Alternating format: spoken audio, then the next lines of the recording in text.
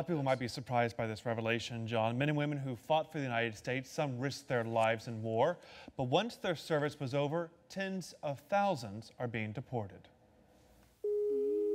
For 5-year-old Blair, seeing Daddy means staring at a computer. Let me see your tooth, Bear. She lost. The one that she lost is coming in now. Skype is now largely her only contact with her father. She knows that's her daddy, but I don't think that she knows what a daddy's supposed to be.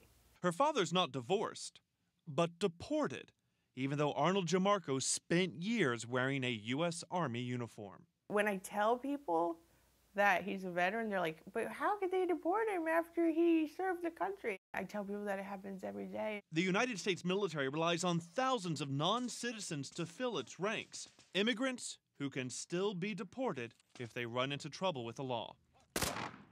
That's what happened to Jamarco, despite the 6 years he served with the Army and National Guard. I have a job. I have a daughter. I have a wife to support. You can't just come here and just take that away from me. But they did. A conviction on drug and larceny charges triggered Jamarco's deportation to his native Italy in 2012, 3 years after he served his prison sentence. Sergeant Jamarco has served his time. He's served his punishment and he's come out, and that should be the end of it. Over a 10-year period, 70,000 non-citizens enlisted in the U.S. military, or about 1 out of every 25 recruits. Deportations of veterans aren't tracked, but advocates say it is a growing problem. I feel like sometimes people's hatred for immigrants kind of trumps their love of veterans. Facebook has support pages for deported vets. They need to be home. They served our country.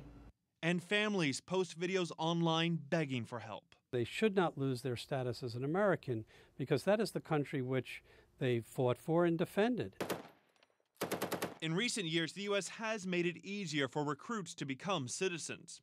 And Immigration and Customs Enforcement says it specifically identifies service in the U.S. military as a positive factor that should be considered when reviewing deportations.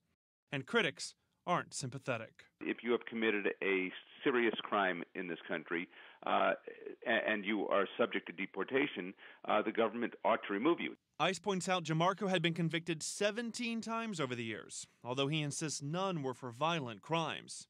And he adds he's been clean for years. I gave the United States 5.5 years of my life in the service. What I did was a bad mistake on my part, which I take full responsibility for it. He says he served his time and his country.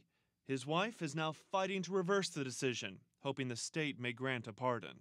How much do you miss him? Sometimes I feel really alone.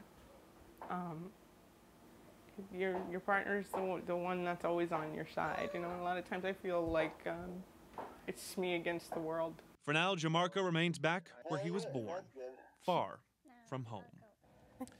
Jamarco's wife still hopes he'll return home, but her earlier applications for a pardon have been denied. Critics say these veterans are being punished twice. They serve their prison terms and then get deported. Advocates say it's especially unfair, John, to those who serve their country. I know you're digging into this story, so we'll see more of your reports coming up on this. Jonathan Betts, thank you.